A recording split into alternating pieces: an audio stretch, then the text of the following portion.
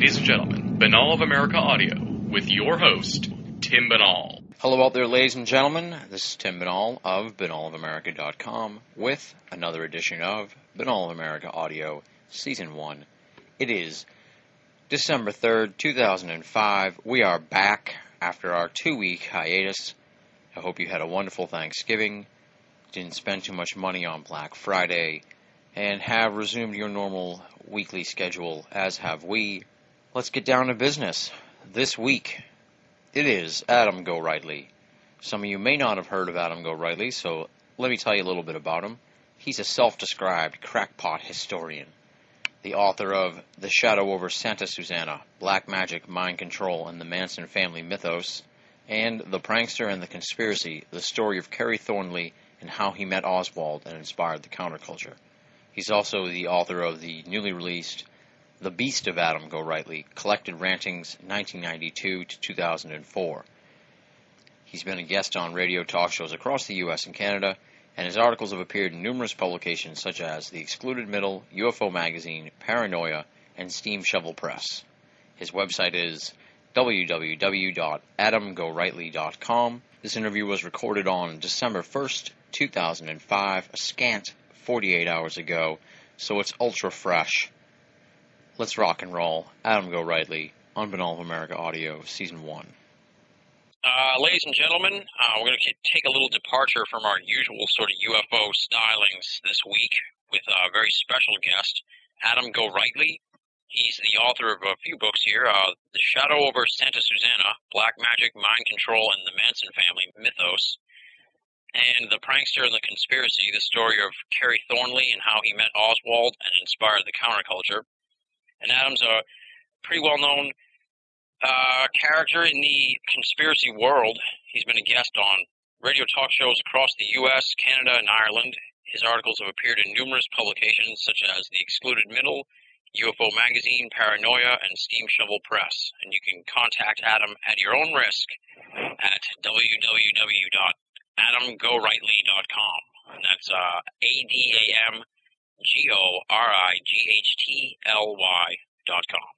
Welcome to the show, Adam. Thank you for checking out Binnall of America Audio and appear on the show. Yeah, very good. Thanks for having me today. And, yeah, we can always talk UFOs, too.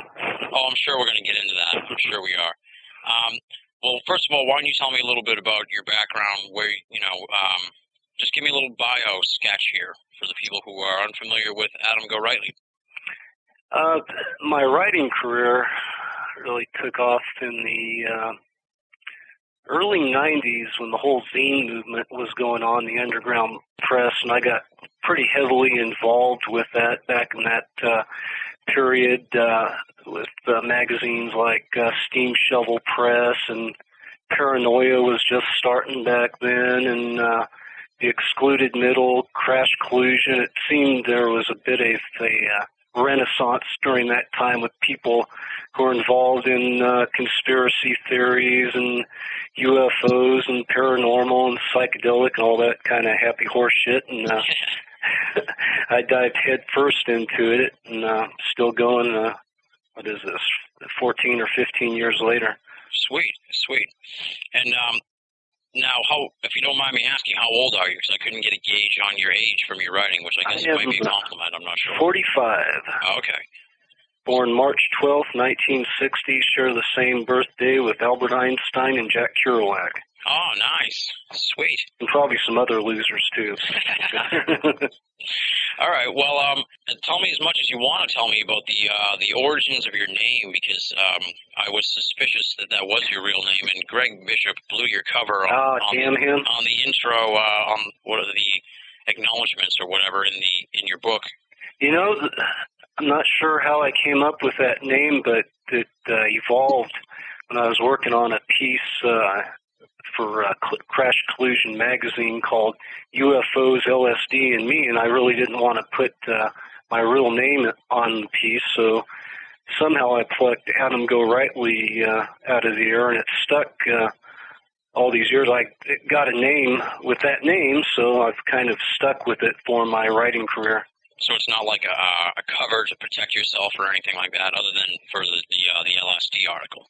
Well, there's some other reasonings I'd rather not go into, but that's one of the reasons I started using it. Nice. All right.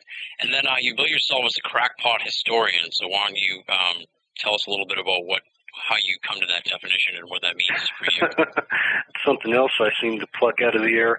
I've written about a lot of fringe characters. My book on Kerry Thornley, he was certainly a fringe character. In this latest book, The Beast of Gorightly, I write about characters like Rock and Rollin' Stewart, who was that psycho you saw back at sporting events back in the 70s and 80s with the tutti frutti psychedelic afro. Write about the roller derby star named Psycho Ronnie Raines, and a whole host of characters. So that's why I've defined myself as a crackpot historian. I'm not necessarily a crackpot, at least not to any great degree, but I've kind of gravitated towards, writing about strange and unusual people and subject matter. There you go. And then in the press release I saw, it said you were a 33-degree Freemason. Is that like a joke? Are you really a 33-degree Freemason, and how do you become one? That's a joke. Okay. Well, I wanted to ask because no, it isn't. What's that? Oh, Nothing. Man. Actually, I'm a 23rd degree Discordian. Oh, okay. There you go. Yeah. The reason, once again, I was just throwing together a press release, and that kind of had a good ring to it. Crackpot historian and 33rd degree Mason. So yeah, there you go. Well, I was going to ask you if you consider now. Also, I should have mentioned too. I forgot, but you mentioned it anyway. But your latest book here is The Beast of Adam Gorightly, and that's your collected rantings. Yes, sir. From 1992 to 2004, and that's a fantastic book. Hey, thank you. Yeah, well, I just read it a couple weekends ago, and I really enjoyed it. I flew right through it because it was just an awesome read. Cool. I'm getting some good feedback on this book. You never know, throwing together a collection of pieces, how marketable it is, because, usually publishers are looking for just single themes. So we'll see how this does. I've gotten, once again, good feedback. One person told me it's the ultimate bathroom book. You can. I can see that. Yeah.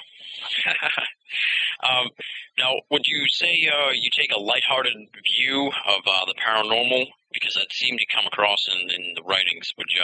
I would say generally I try to, in my writings, try to keep a humorous perspective. At times I go over the top. At other times, I'm pretty serious about the subject matter, but just my writing voice tends to be a bit sardonic as well. So, and that's a problem. Sometimes people probably take me less seriously than I probably would like them to. But hey, it's just the way it comes out. Yeah, you can't. You got to just put your art out there, right? And yeah. People. And I've written some. I wouldn't say actually hoax articles, but, I've done a few prank articles as well throughout the years. So. What about what kind of prank articles? I'm just thinking one thing I put out there one time had to do with Magic Johnson and Michael Jordan, and how Magic Johnson was actually on the dark side. If you look at Michael Jordan, he wears the magical number 23 on his jersey, and Magic Johnson was 32, and I went into a bunch of things like that, and you can just kind of roll with things like that, and if you're looking for yeah, I see where you're going. Theory's hard enough, you can find them. So I've done kind of pieces like that, whimsical things. And then I've gotten pretty heavily into writing about MK Ultra and mind control. I take all of that topic very seriously because there's evidence out there to show that people have been screwed with over the years by government mind control experimentation. So let's just roll right into The Beast of Adam Gorightly. Now, it's probably the most generic question you'll ever get, or you get anyway, and it's probably really hard for you to pick one because they're all like your kids. But do you have a favorite piece in the Bee Stove? Oh, shoot. Let's have a little dead air here for a second as I open this up. No, I don't. I'm kind of fond of UFOs, LSD, and me, and there's really only a small excerpt in there from that longer article which appeared in Crash Collusion, so that's a favorite. Usually my favorite is the latest thing I'm working on. Probably the the latest piece in this is Tuesday Weld is Watching You, about occult secret societies in Santa Cruz, which was a bit of a humorous adventure piece. So I'd say that's my favorite just because it's probably the last thing I worked on that went into this book. Nice. So is the book organized, so it's not organized in chronological order? Pretty much it is chronological, but I put that the Tuesday Weld piece closer up just once again because I liked it. For the most part, it's pretty much laid out chronologically, yeah, as the pieces were written over the years. All right, well, why don't you talk a little bit about that Tuesday Weld one, because that's actually one of my favorites and on the list here of ones, and especially I wrote down the Jeff Turner Experience. Yeah, you should interview Mr. Turner. I'll consider it. Is he accessible? Yes. I'm trying to promote him to get out there and do some radio interviews and stuff, and it seems like he's amenable to it. So if you're interested, we could talk about that later. Oh, definitely. A couple of years back through the internet, I met a gentleman by the name of Douglas Hawes, and we got to talking. And he was throwing out these theories about this occult secret society based out of Santa Cruz, and how different people had been involved in this society over the years, which basically was an offshoot of the Illuminati. And at one time, he claimed that Tuesday Weld had been a high priest of the Bavarian Illuminati and basically oversaw the organization during the early to late 60s, and it was basically the person influencing all these rock groups, from the Beatles to the Rolling Stones to the Beach Boys, influencing them towards putting out subliminal messages in their music, promoting this Illuminati agenda, which when I first heard this, I thought it was the most absurd theory I'd ever heard. Yeah. But it's certainly a fascinating one. Just to go on a little bit more with this, sometime in the late 70s, or actually early 70s, a person with the initials KM basically began a feud with Tuesday Weld, and according to Doug Hawes and his informant Jeff Turner, they had this whole satanic or Illuminati feud going on, and the person with the initials KM took over Tuesday Weld's role in this occult secret society, and waged a campaign of terror there in Santa Cruz and on the West Coast for many, many years. So that, in a nutshell, is part of the story there. Jeff Turner, the one who's putting out these allegations and these theories, I met with him, quite a colorful character, and he's now an adherent of none other than Tiffany, the pop singer, and believes that she is a leader of what he calls the all-nation movements, that Tiffany is involved with Sufis and all these others, and she's basically taken over and put a good spin on all the work of Tuesday Weld, and the lady with the name KM and is basically trying to bring about a new world order of sorts. So that's the weird, wild, and woolly story of Jeff Turner. One thing that's interesting is if you look back in newspaper articles from the early 80s, Jeff Turner was arrested for stalking Tiffany. Yeah, I saw that in the article. I was like, what is going on here? Right, but nowadays he still has contact with Tiffany, and he claimed that he had actually, through their families, there'd been a secret marriage, and that he is Tiffany's secret husband, and that Tiffany still communicates with him. And once again, he sees Tiffany as this leader of this all nations movement, and that she's also a time traveler and all these other strange things. Now, on the surface, you look at this story and you go, wow, this guy's off his rocker. Yeah. But and I've talked to other people that, you bring up these allegations about Tuesday Weld, and they'll say, yeah, there's something there. Something was going on with her and also this KM person. There's been other people besides Jeff Turner and Douglas Haas who have heard and seen things going on. And so I haven't directly interviewed some of the folks that Doug Haas says that can confirm this story, but it appears that there's more than meets the eye of somebody who's off his rocker that's spinning some tales. Now, Jeff Turner might have confabulated a lot of the stories he has told me and Doug Haas, but at the core, there might be something to all this madness. Yeah, it's pretty. It's at first you're kind of laughing, and then as it goes along, you're sort of like, So it's very intriguing. It would be something to ask people.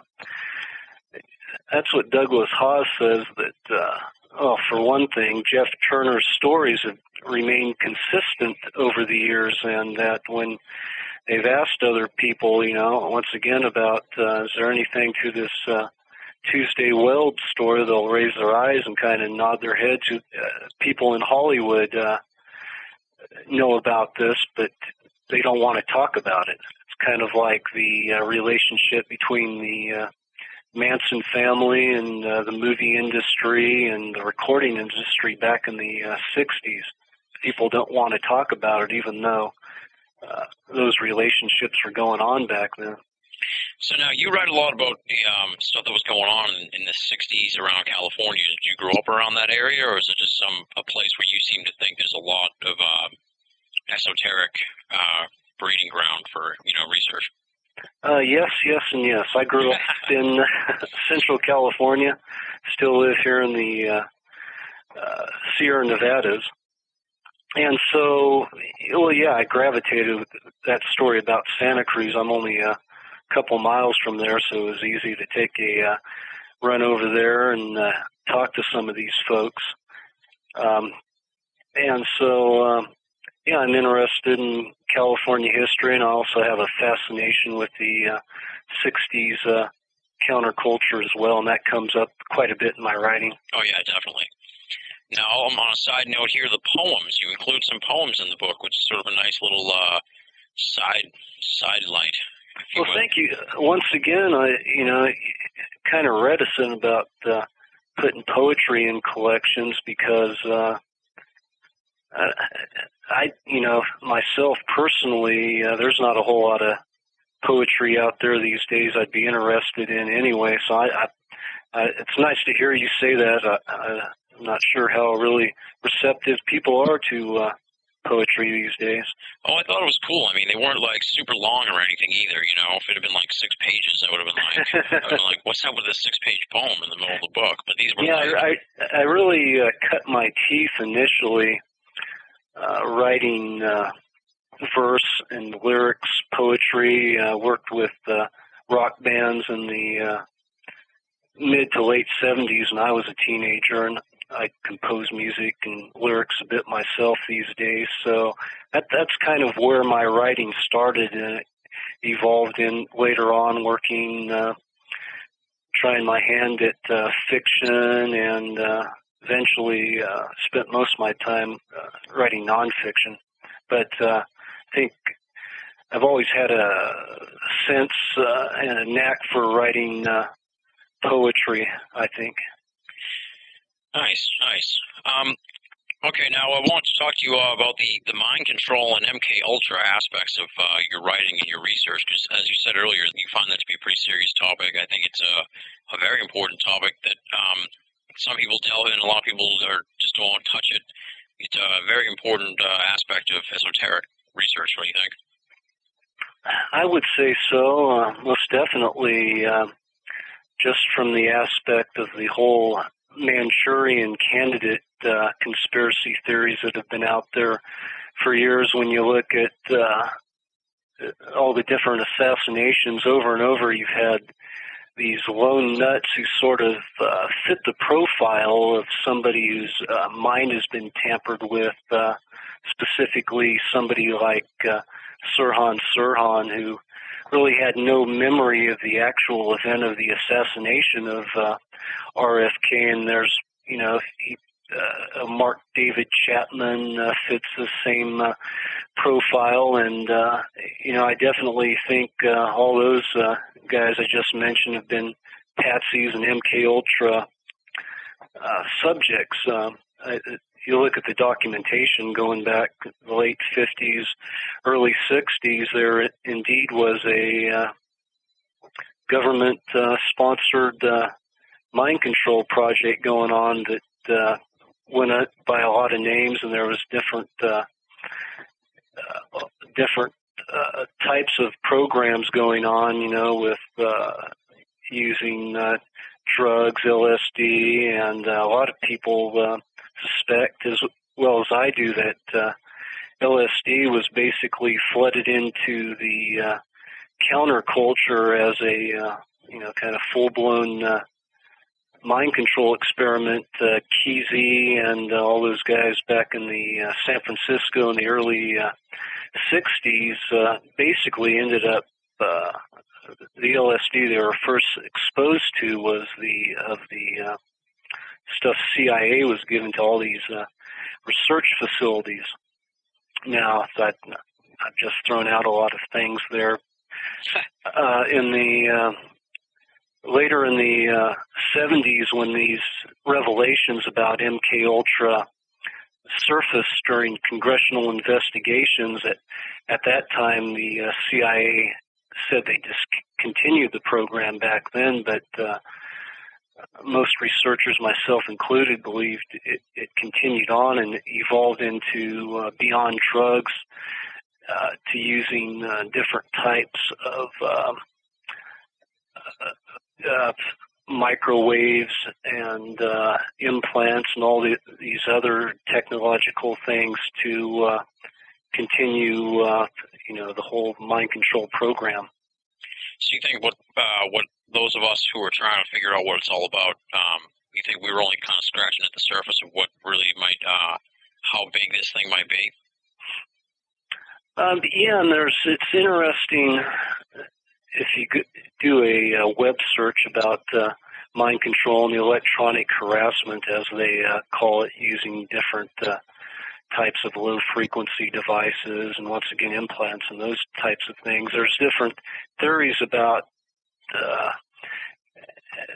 who's involved these days, who's behind all this. There's one lady named Eleanor White who suggests that it's basically vigilantes these days that are involved in a lot of the mind control harassment for whatever reasons. Yeah.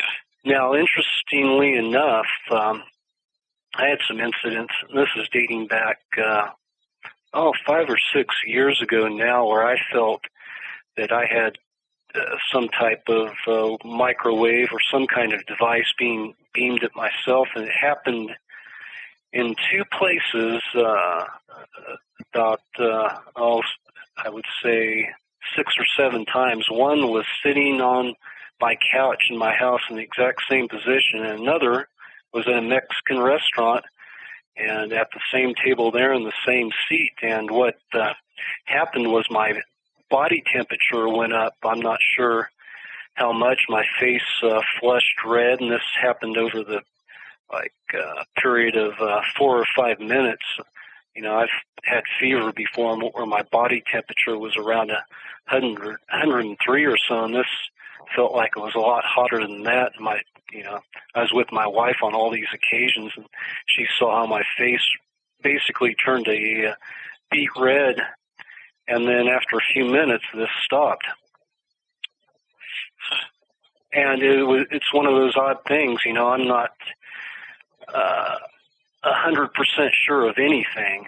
Yeah. You know, it could have been something I ate, or who knows exactly what went on, but it's one of those odd things that have happened to me over the years. I've had undoubtedly my phone tapped, and I've heard this happen talking to certain people, for instance, Greg Bishop on occasion,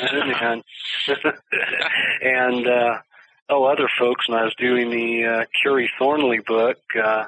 Robert Anton Wilson was one. Numerous people, some of the same folks. Anytime I talk to them, it's like, oh, what the heck's going on with the phone? I've had my mail tampered with over the years, and so I really don't know anything for sure, I guess I should say, but I suspect a lot of things. Yeah. Now, when you were having these attacks or fits or whatever you want to call them, was there stuff going on in your life that you think would have caused whatever forces to bring that upon you? Like, were you working on something at the time that was particularly hot? Well, that was in the period I was working on the Manson book. And, there's material in, once again, the Manson book is The Shadow over Santa Susana, Black Magic, Mind Control, and the Manson Family Mythos, available from finer booksellers. But I got into a lot of the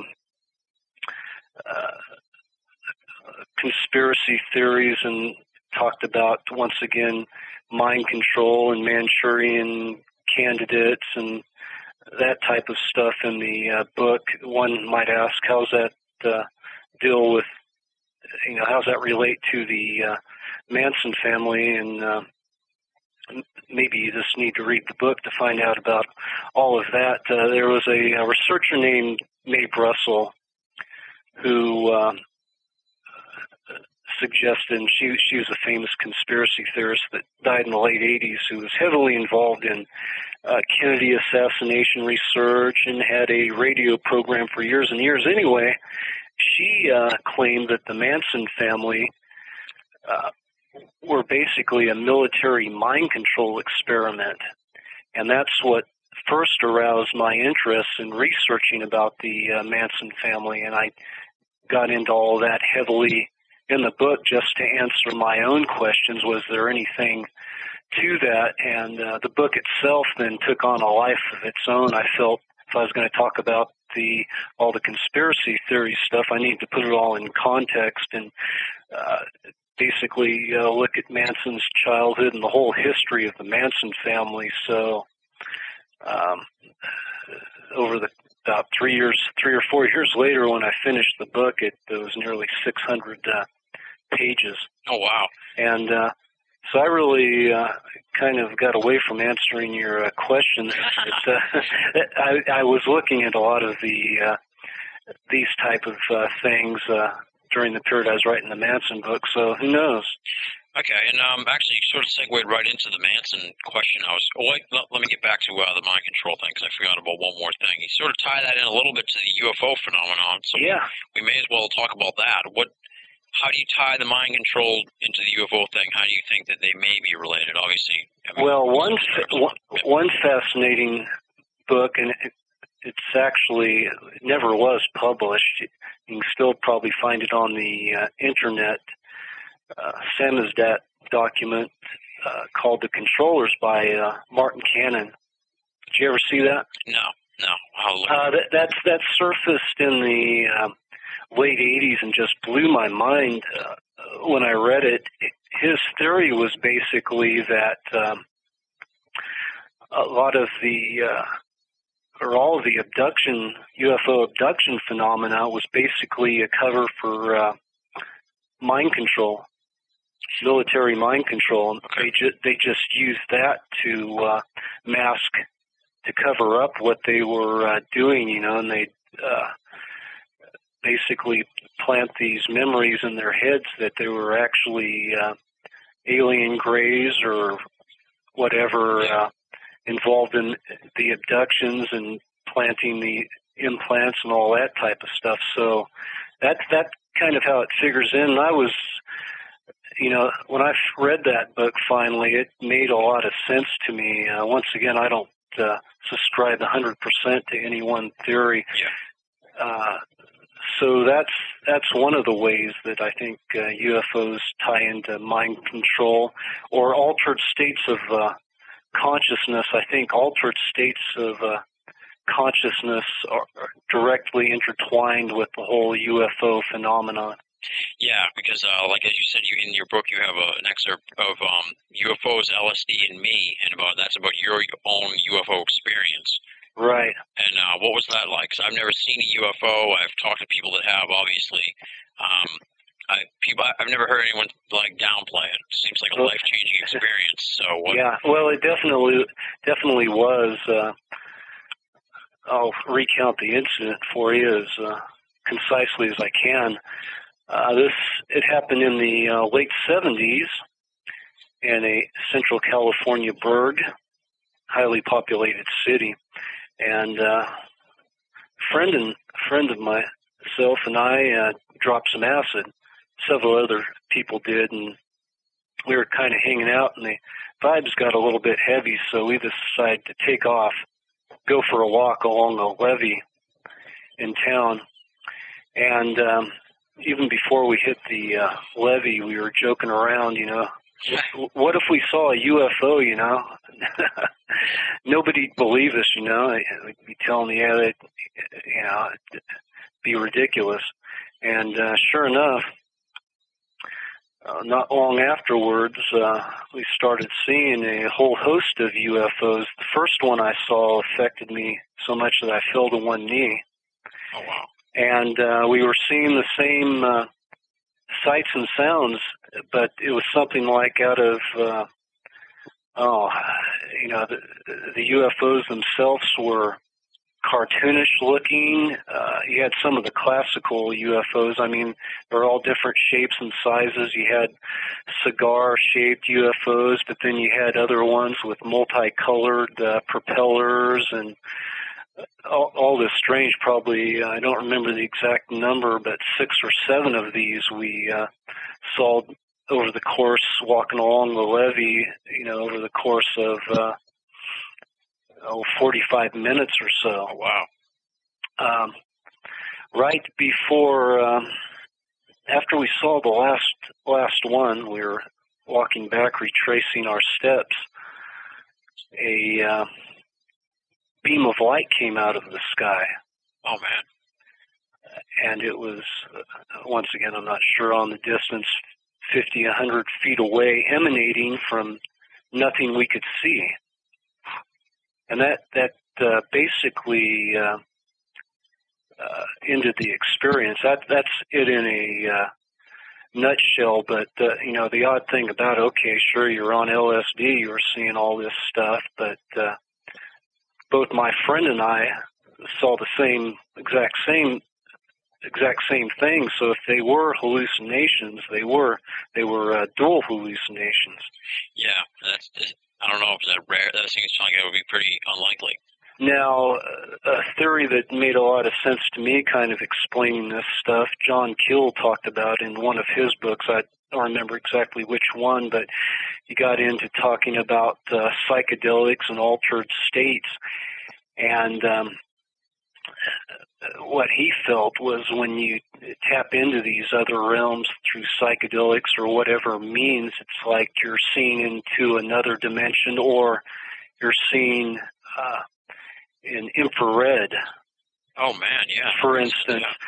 And so that's possibly what could have happened at us. The drug, whatever, triggered this altered state where we could see into another dimension that is possibly all around us all the time, but we normally can't access it. Yeah, that speaks to the what I've been hearing a lot about lately too is the ayahuasca and the DMT type research that's going on. And yeah, sounds pretty similar to what they're saying coming out of that research. And Terence McKenna talked about psychedelics and UFOs and their relationship in a lot of his books. What's interesting about DMT, and I've never done DMT, but the experience, it seems to be repeatable through a large group of people. They go to the same relative place and see a lot of the same thing, and there's kind of a playful nature to the experience, which I equate to my UFO experience. The UFOs seem more like playful entities. And and you get into talking about this stuff, and it puts a whole different spin on, talking about UFOs as opposed to nuts and bolt crafts and, serious conversations about, can they actually, solid objects with grays from Zeta Reticuli to, is this all a part of the human experience? They're maybe not necessarily from outer space. They inhabit some of the same realms we do. We just can't always access them. Yeah. I think that's definitely part of the UFO phenomenon. And I think maybe it gets downplayed because of the association with the drug use. Not you in particular, but in general. Well, sure, and you can discount everything I said. It's easy to write that off, but until you've somebody has actually experimented with different mind-expanding chemicals, can they appreciate the weight of those experiences? Once again, they've had a profound impact on my life.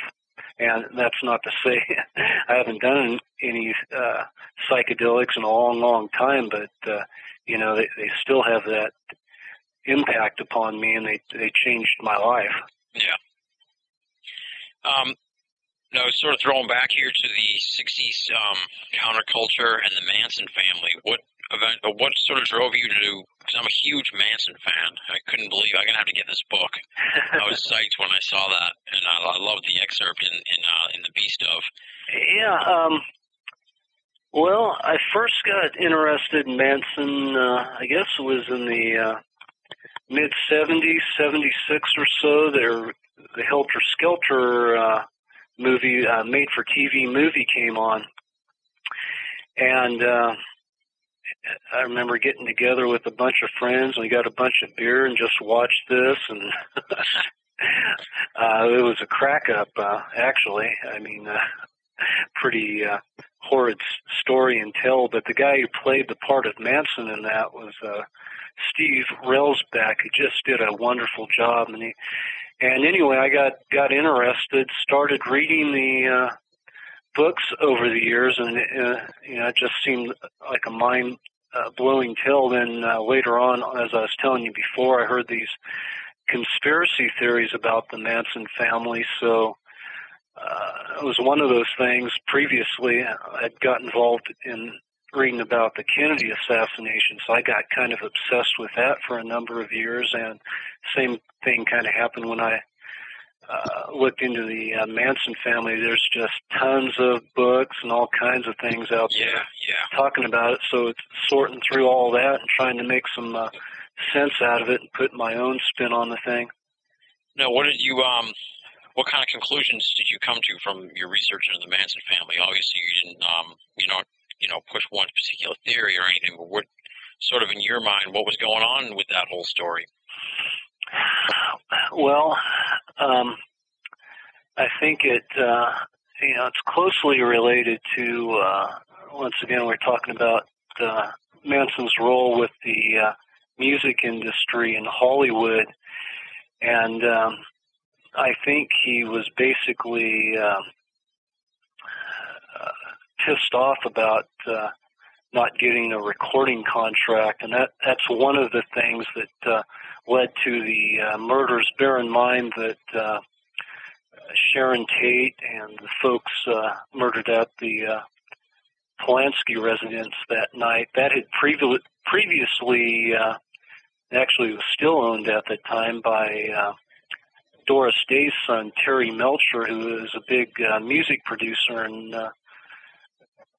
L.A. during that period, produced the Byrds and the Monkees, and had been talking to Manson about doing an album, and Manson had cut various sessions with, for instance, Dennis Wilson of the Beach Boys was a big supporter of Manson, so they had cut some demo recordings and had this going on, and basically Melcher got kind of wigged out by Manson. He got to know him better and stepped out of the picture, and I think Manson, I probably knew that Melcher wasn't living in the house anymore, but was leaving a message with those murders. I think also drugs were heavily involving, and not only the Mansonoids being brainwashed to a certain extent by drugs, but drug dealing, drug burns, and these type of things. One of the victims at the Polanski residence was named Wojtek Frykowski. He was a friend of Pulaski, and he was a big dealer in different drugs during that period, and it appears that the Manson family were embroiled in all of this, and so there might have been multiple reasons. Once again, drug deals that went sour, and Manson being pissed off by the whole music industry that they had screwed him over. Yeah, and it sounded like from the excerpt that I read that Manson, that it's sort of like Hollywood's and the music industry's dirty little secret that Manson was sort of running around in those circles back in those days. Yeah, oh yeah, exactly. And so how prominent was Manson with some of these celebrities and music types? Like, they knew him before all this went down, right? Well, Manson, for a period of time, lived at Dennis Wilson's house, Dennis Wilson of the Beach Boys. That was one connection. Dennis Wilson was really taken in with Manson. Manson recorded at Brian Wilson's house / recording studio. Neil Young thought very highly of Manson, thought he was a great poet, songwriter. I think Manson gave Neil Young a motorcycle, if I remember exactly. There was rumors that the Manson family were like at parties, for instance, with members of the Mamas and Papas, John Phillips, that the Manson family spent a lot of time with Cass Elliot, and so you hear all these different things. He was very involved in the Topanga Canyon scene at that time, where everybody gravitated to during that period. Yeah, and so he was trying to get this. He was trying to sort of make it in the music industry. But do you think he was just destined to flake out? Probably so. And such he did. So yeah, he must have been destined to. Okay, now, and I also want to mention, too, because you don't really hear too much about it, but you always hear sort of some discussion, and that's your eyes wide shut examination. Mm-hmm. And I thought that was really interesting, because you just don't hear too many people. You hear people talk about it, but only in roundabout ways. I'm glad someone took the time to look into the movie and really dissect it. That's for people who are listening to the interview, if you liked Eyes Wide Shut and you're into the esoteric world, this is a great read, and that's part of the B stuff.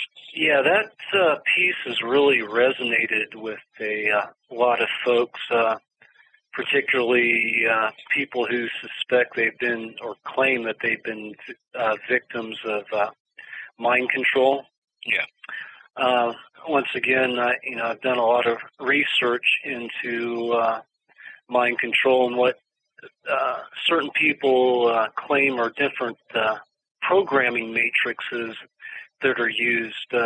For instance, imagery from the Wizard of Oz appears to have been used in a lot of these mind programming scenarios, stuff of that nature. So when I finally saw Eyes Wide Shut, I saw all these things going on in the film that seemed to be allusions to what is known as monarch mind control programming. So I basically just went through the film, and everything I noted, or everything I saw in there, I made a note of it and put it all into this article and kind of ran with it, just threw my impressions out there. And I don't know if I'm totally accurate I am, but I definitely touched a nerve there. And probably out of all the articles in the book, it's the one I continually get feedback on from different people. Oh, no kidding, really? Yeah. That's pretty interesting. And what do you think Kubrick was up to there? Do you think he knew something? And yeah, first of all, do you think he knew something, and then sort of does that lead to? Do you think that that led to his demise? Yes, and possibly. I think he obviously had some knowledge of these esoteric things involved with, the whole monarch mind control and MK Ultra. Whether it had something to do with his death is quite possible, but I don't think anybody's really investigated that too deeply. I certainly couldn't say definitively or conclusively that's attributed to his death, but it's certainly very possible. Yeah, it seems kind of mysterious, and if you kind of look at his work leading up to that, he sort of like shines light on some stuff that's pretty esoteric in and of itself. Yeah. Especially now, I'm thinking of Clockwork Orange when they try to bend that guy's mind, pretty much. Mm-hmm. So maybe for all we know, Kubrick could have he probably had an inside track somewhere into what was going on behind the scenes. Yeah, and what some conspiracy theorists suggest, for instance, there's a guy named Michael Anthony Hoffman who's written quite a bit about this and what he calls the revelation of the method, or the making manifest of all that's unseen. And it's basically what he says, it's a Freemason conspiracy, or a conspiracy by the cryptocracy that they're basically running Hollywood and using these movies to slowly over a period of time reveal what's going on behind the scenes to the public. And by the time the public understands exactly what's going on behind the scenes, it'll be too late. Yeah, actually, you must be like some kind of mind reader here, because on the list here of talking points is Michael Hoffman, because as soon as I saw you cited Michael Hoffman, I was psyched because I'm a huge fan of his book. I forget now the name of it. Secret Societies and Psychological Warfare? Exactly, yes. I'm a huge fan of that book. It's one of the creepiest books I read. It's one of those books, it all seems, a lot of it just so damn far out and off the wall, but something about it, rings true. Exactly, yeah. Yeah, that's a spooky book. I'm always impressed when someone cites him too, because you don't hear too much about it. I'm a major influence on him was James Shelby Downard. Oh yeah. And are you familiar with their piece King Kill 33? That rings a bell, but I'm not anything that I could speak to. basically deals with the Kennedy assassination, how it was a Freemasonic conspiracy, Oh, okay. Yep. how it was based on long lines, longitude and latitude. And, daily plazas on the 33 degree and all these type of things. And right now I'm working on a long piece about James Shelby Downard and his life. So that's the latest thing I'm working on, who once again was a big influence on Michael Anthony Hoffman. Nice. Is Hoffman still around nowadays? Or? Oh, yeah. Oh, he is? He's very accessible, too. Oh, cool. I've been in contact recently. I plan to interview him at some point for this project. One of the things about Hoffman is he's a revisionist historian, so he catches a lot of flack about that, and a lot of people, refuse just to have anything to do with him or consider his conspiracy or paranormal work just because he's, also written about, the Holocaust being a hoax. Yeah, I noticed that too about him, that he catches a lot of heat for that, and that's just a portion of what he writes about. So sure, kind of hurts his overall work. But I found what he wrote in Secret Society of Psychological Warfare to be just a wild book. Yeah. and particularly what you had spoken to was the revelation of method, which I thought was pretty prescient of an observation by him. I think there might be something to that. Well, I certainly do too, and I think it's on a par with what conspiracy theorist, or maybe a better term that Ken Thomas uses, is parapolitical researcher. Oh, that's nice. I like that. By the name of Mae Brussel, who I mentioned before. She had what she called the strategy of tension, which is kind of similar to the revelation of the method.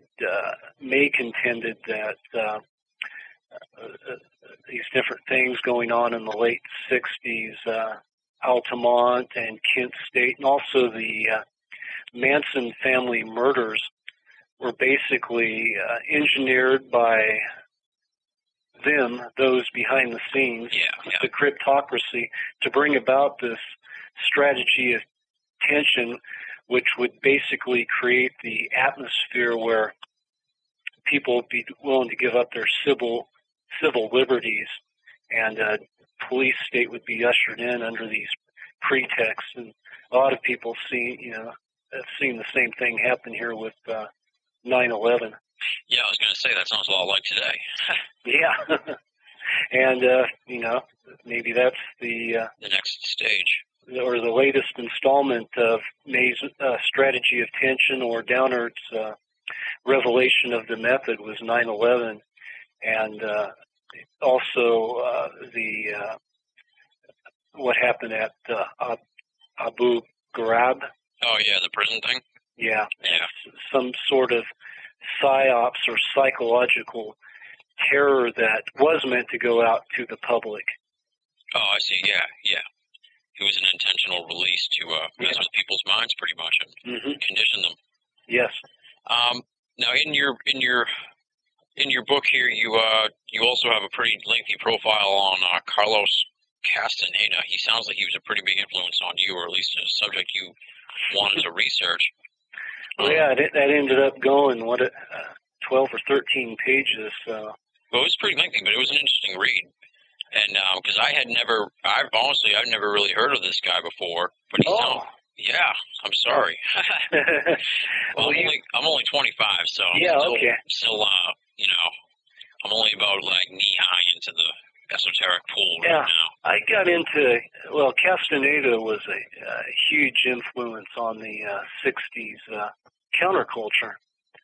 His first book was The Teachings of Don Juan, A Yucky Way of Knowledge, and this was basically his doctoral thesis at UCLA in the mid-60s. It came out in the later 60s, and he was an anthropology student, and anyway, presented this story where he had gone to Mexico, and over a period of years had become the student for this medicine man, Don Juan. And this eventually led to, several bestsellers over the years, chronicling his experiences using hallucinogenic drugs with Don Juan and becoming a man of knowledge and a sorcerer himself. Basically, for people who've looked into this, a lot of us have come to acknowledge that it was kind of basically a big hoax, but Castaneda fooled a lot of people, a lot of academics, popular culture was taken in by this.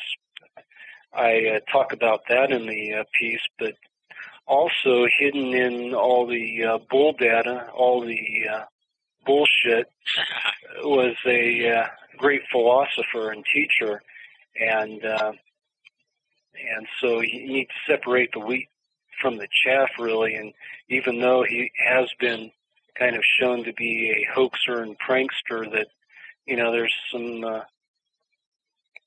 cool messages and things to take out of his work. And so he was a pretty big mainstream name. Oh yeah. During the 60s and. Well, really, basically till his death here a few years back. Oh, no kidding! I'm so ignorant. Oh yeah. Well, no, I'm not agreeing with you, but I know. Yeah, he's huge. I got into him when I was in my teens and starting to experiment with things, and it was like one of those books back then that everybody read. We were reading Tolkien, The Hobbit, all that stuff was popular back then, and all the Castaneda books. And so he had a huge audience out there. He made millions, but he was always a recluse. And after I finished writing that article, the story continued to get more bizarre. Other books that have come out about Castaneda, that he was basically running a cult. Oh, really? The last years of his life. And there's a good book by Amy Wallace that talks about that. So in the article, you put him on par with Timothy Leary and another guy. You'd say that the triumvirate of the LSD movement, sort of. Yeah, and I forgot who the heck that was. Probably Gordon Wasson. Yeah, that was it. Yep. Yeah, those three basically launched, the psychedelic movement. They had a big part in it. Gordon Wasson really discovered the magic mushroom, psilocybin. Oh, no kidding. Back in the 50s or so, when he went back and did to Mexico and discovered the different bourgeois or medicine workers back there. And basically it was his stories and articles and experimentation. I think eventually he wrote an article for Life magazine in the late 50s, early 60s, which exposed, the Western world to this. And not soon after, he had people wandering over there and looking for medicine workers so they could experiment with mushrooms. And of course, we know what Leary did to popularize the LSD. And so, and how would you compare Castaneda's influence with those two guys?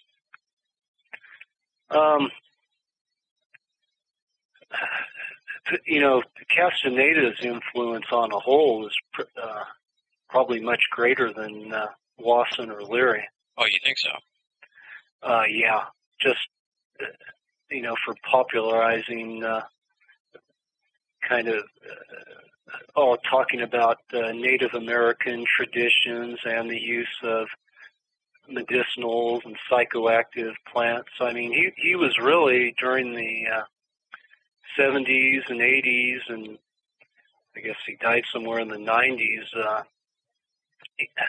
just a huge icon Oh, okay. And yeah, you're just a little bit too young, to have been part of that whole thing. But I think you get into anybody in my age range who's experimented, with and been involved in the underground or the counterculture. They all know Castaneda's been a big influence.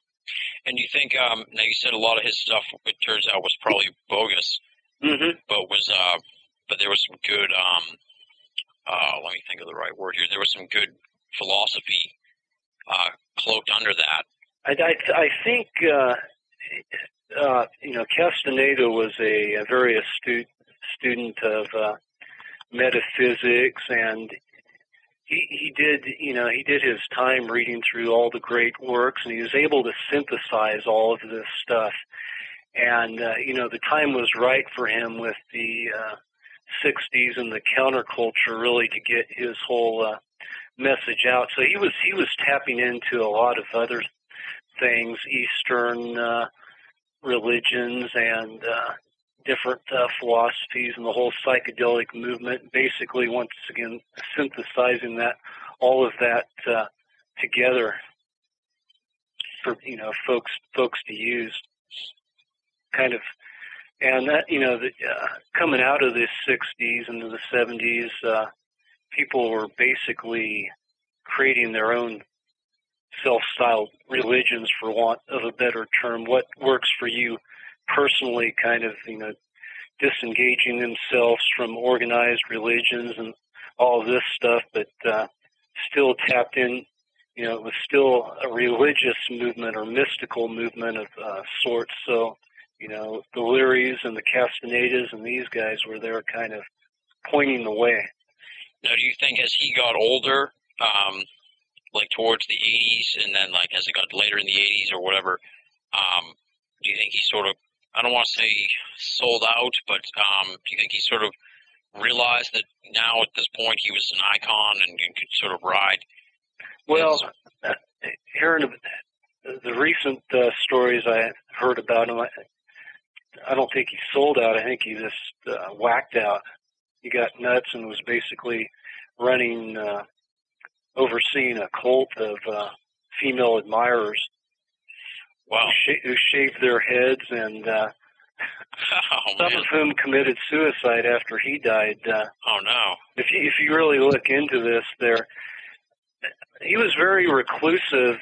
Somewhere in the kind of got the timeline screwed up, but he reemerged with a group he called Tinson Gritty.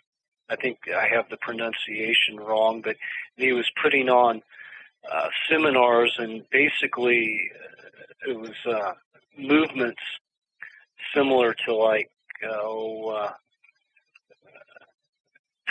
not taekwondo, but what's the Oriental Tai Chi type movements, and he put on these seminars, and he had this huge group around him at this time, and what it appears now, this group was women that he kind of, for want of a better term, brainwashed and had sexual relationships. Nothing wrong with that. Yeah. He really fucked over a lot of the heads of these women. Yeah. And basically had a cult around him where he was just a real strange scene. Now, do you think he sort of believed all this stuff he was pushing towards the end there, or was it just sort of like, hey, I'm going to take advantage of this? I think he fooled himself into believing, what he talked about. He created this illusionary world around him, and I think eventually started believing it. And why do you think he was so reclusive? I think, from what I've gathered, he wasn't comfortable with fame, and part of the path of the warrior that he talks about in his book was that you had to be set aside from the rest of society, and you were on what he called the path of heart. You're basically on your own, and I think by being in the limelight, that you lose part of yourself. There was very few photos of Castaneda. You know, he believed in that soul catcher type thing. Oh, like the Amish? Yeah, just this whole world he'd constructed around himself. Part of it being the warrior, following the path of the warrior, meant you had to be a recluse or separate yourself from the rest of society. I hear you. All right. Now, one thing I wanted to mention was the article on Ronnie Raines and roller derby, because I'm actually, I would say, a casual roller derby fan. Is it still going on these days? Well, I'm a student of professional wrestling, so everybody who sort of follows professional wrestling as a researcher, sort of, knows about roller derby. And so when I read it, I was like, wow, a roller derby article. This is great. Oh, man, Ronnie Raines was the greatest. And a lot of people don't realize that roller derby was actually really, really big for a long time in America. And it was pretty huge. The heyday for roller games, as they called them, was early 70s, mid-70s. There was a period there where it was on TV every weekend. The Los Angeles Thunderbirds, that's the team Ronnie Raines was on. Mm-hmm. And yeah, it got pretty popular. Raines was the ultimate showman. Originally, he was an adversary of the Thunderbirds. He was on whatever different teams they had, the New York Bombers, and he was back then known as Psycho Ronnie Raines. Psycho in a bad way. He'd do whatever nasty things to defeat his opponents. When he went to the L.A. Thunderbirds, he transformed into a good guy, you know, the same thing they do in wrestling. Yep. He was still the psycho. He did all these hilarious antics, none of which, a lot of, from what I've been able to gather, a lot of the films of the Thunderbirds, a lot of that was destroyed by the owner. So the classic Ronnie Raines stuff, unless somebody else can track it down, is basically gone. I have a few videotapes I've been able to acquire over the years, but none of it was the real classic, hilarious, funny stuff that Raines used to do. And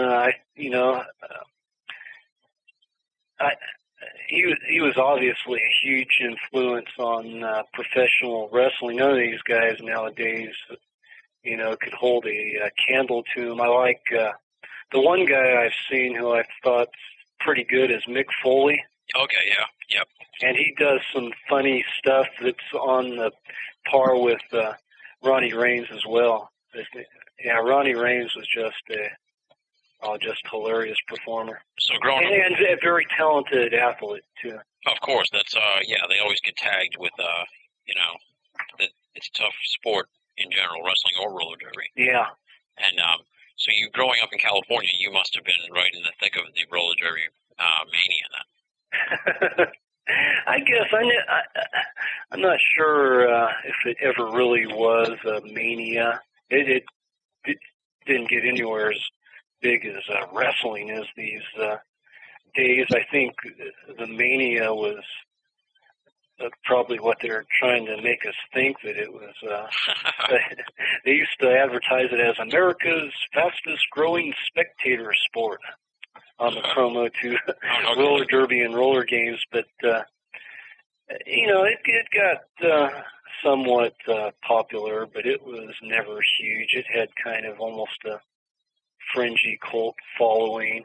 Yeah, sort of like professional wrestling did before it. And I was mainstream acceptance. I was into professional wrestling back then, big time wrestling. Okay. And there were some pretty strange, funny performers there. One was the Great Mephisto. Yep. And this was the period of time you had Ray Stevens and Peter Maivia and Kenji Shibuya. Okay, yeah, the good old days of professional wrestling before it got all corporate. Yeah, and one guy I'm getting into these days is going back and looking at the films of El Santo. Oh, yes, El Santo, probably one of Mexico's greatest wrestlers of all time. Oh, no, the greatest. Yes, well, all right. Buried with his mask on. Is that right? Yeah, I've never heard that. Well, I'm just kind of getting into researching his history. Maybe I'll write something about the great one. Yes, yeah, he was buried with his mask on. He was that famous. I don't think anyone ever saw him without his mask, and his son is actually probably one of Mexico's biggest stars now. So. Oh, okay. El Hijo del Santo. There you go. Yeah. Now, what do you think happened with roller derby? Why do you think it just died out like that? Part of the problem, from what I gathered, is just the expense of putting on these the performances. You need performances, or whatever you want to call them. You need, and they're having problems with it today. They're trying to bring back some. They have all girl leagues now with roller derby. Oh, really? Yeah, they're big in Texas and some other places, and they're using real sexy young ladies, and that's the problem they've had bringing it back over the years. Just the expense of doing it, and you need a special bank track. So basically, you need auditoriums set up for these, or if you're going to be moving that bank track around, that's a pretty expensive prospect. So, I think a lot of it was the cost and being able to sustain all of that. Yeah. Well, they tried to what's that? Go ahead. Well, they say they tried to make a comeback 15 years ago or so on a syndicated show. I think you mentioned it in the article, actually. Roller, it was called Roller Games, I think. Oh, yeah. It's been that long now. Yeah. Kind of an extreme version of... Yeah, it had the wall, and yeah, it was pretty... Yeah, they had like 6 teams, and they had the Thunderbirds on there. So, but that only lasted one season. That was on in syndication, so apparently it wasn't... it didn't really... And then they tried again, maybe 5 years ago. Yeah, but, part of it, I'm sure, has to do with the personalities they get. They really need some strong personalities like a Ronnie Reigns to sustain that. You have some of those in wrestling now, and they're making big money, so why they want to... I think that's how it'd have to happen. Somebody'd have to put a lot of money into it once again and really cultivate some big stars. Yeah. And, of course, you need a lot of sex in there as well. Yeah. Well, there's so much competition these days, too, Oh, for entertainment? Yeah. Yeah, I know what you mean. Exactly, yeah. Yeah. Well, it's, roller derby's a pretty obscure sort of sport genre that not too many people, they only hear about it in passing or something, but it's a pretty fascinating little... Yeah, it was once again, one of those niches during that period of time. I was just at the right age at the right time to be exposed to it. And, all right, and the final thing I want to ask you about on the Beast of is Greg Bishop and how you blew your cover in the beginning, and you must be friends with Greg Bishop then, right? Damn him, I was. What are you guys, running buddies or something out there in California? Let's see, how our relationship started, kind of writing for the same magazines in the early 90s. Once again, I got involved in the whole zine movements, all the underground publishing going on. I gravitated towards those magazines that were doing conspiracies and paranormal and all this type of stuff, and that had a certain sensibility, sense of humor, and the Excluded Middle was one of those magazines, along with Crash Collision and Steam Shovel Press. So Network started back then with myself, Greg Bishop, Robert Larson was involved with the Excluded Middle, Peter Stinchell. Then you had Crash Collision with West Nations. You also had a guy who goes by the pseudonym of John Carter, who wrote Sex and Rockets about John Whiteside's Parsons. Who else am I forgetting? Ken Thomas was one of the groups, Steam Shovel Press.